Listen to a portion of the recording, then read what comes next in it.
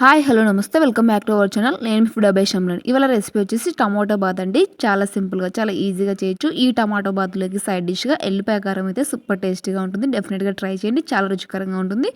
ముందుగా అయితే process start చేద్దాం. ముందుగా అయితే నేను ఇక్కడ కుక్కర్లో చేసేస్తున్నాను డైరెక్ట్ ప్రాసెస్. మీరు కడాయిలైనా చేసుకోవచ్చు.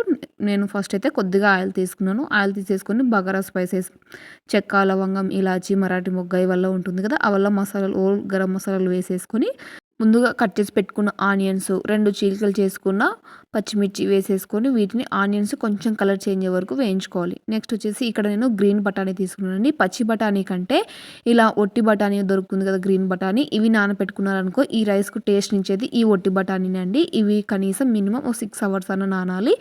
ఈ బఠానీతోనే మాత్రమే మనకు టేస్ట్ వస్తుంది. టమాటో బాత్ అనేది చాలా టేస్టీగా ఉంటుంది. ఈ బఠానీ డెఫినెట్గా ట్రై చేయండి. పచ్చి బఠానీ టేస్ట్ కొంచెం డిఫరెంట్గా ఉంటుంది, ఒట్టి బఠానీ టేస్ట్ కొంచెం డిఫరెంట్గా ఉంటుంది. ఒట్టి బఠానీది అయితే చాలా టేస్టీగా ఉంటుంది.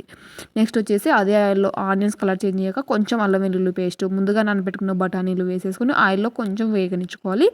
నెక్స్ట్ వచ్చేసి ఒక 2 టమాటాలు, ఒక గ్లాస్ రైస్కి అయితే ఒక 2 మీడియం సైజ్ టమాటాలు అయితే సరిపోతుంది.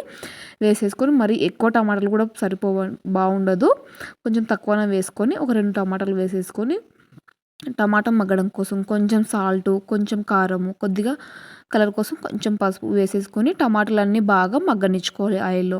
ఇవి బాగా టమాటాలు వచ్చేసి గుజ్జు గుజ్జుగా కావాలి.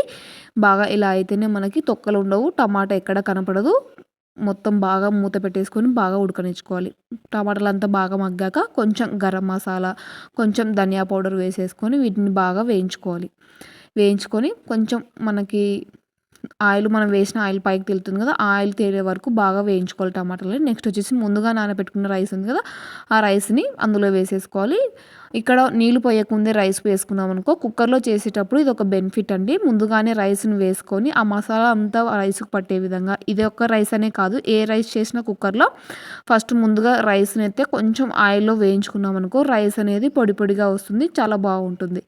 కొంచెం మనం అడుగు అంటేటప్పుడు మాత్రమే నీళ్ళు ముందు 1:2 రేషియోలో వాటర్ పోసుకోవాలి. అంటే ఒక గ్లాసు బియ్యానికి 2 గ్లాసుల నీళ్ళైతే సరిపోతుంది. వేసేసుకొని మనం ముందుగానే కొలిచి పక్కన పెట్టుకున్నాను, అందులో వేసేసుకొని ఫైనల్గా కొంచెం కొత్తిమీర వేసేసుకొని కొంచెం సాల్ట్ తగ్గిందనుకుంటే ఇక్కడ ఒకసారి చెక్ చేసుకొని విజిల్ పెట్టేసుకుంటే సరిపోతుందండి. ఇంతేనండి, చాలా సింపుల్గా చాలా ఈజీగా ఉంటుంది. ఇది పిల్లల లంచ్ బాక్స్లోకి అయితే చాలా టేస్టీగా ఉంటుంది.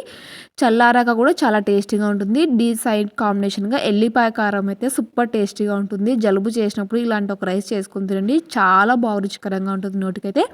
వీడియో నచ్చితే ఒక లైక్ చేయండి. అలాగే ట్రై చేసి మీకు రుచులకు తప్పకుండా ఫీడ్బ్యాక్ కామెంట్ చేయండి. మరిన్ని టేస్టీస్ అండ్ వెరైటీస్ రెసిపీస్ కోసం ఫుడ్ అబై షమ్లని అంటే సబ్స్క్రైబ్ చేసుకోండి.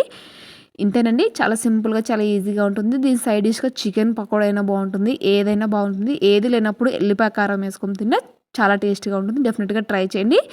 వీడియో నచ్చితే తప్పకుండా లైక్ చేయండి. మరొక మంచి రెసిపీతో అయితే మళ్ళీ మీ ముందు ఉంటాను. Thank you for watching video. Thank you for your time. Bye bye.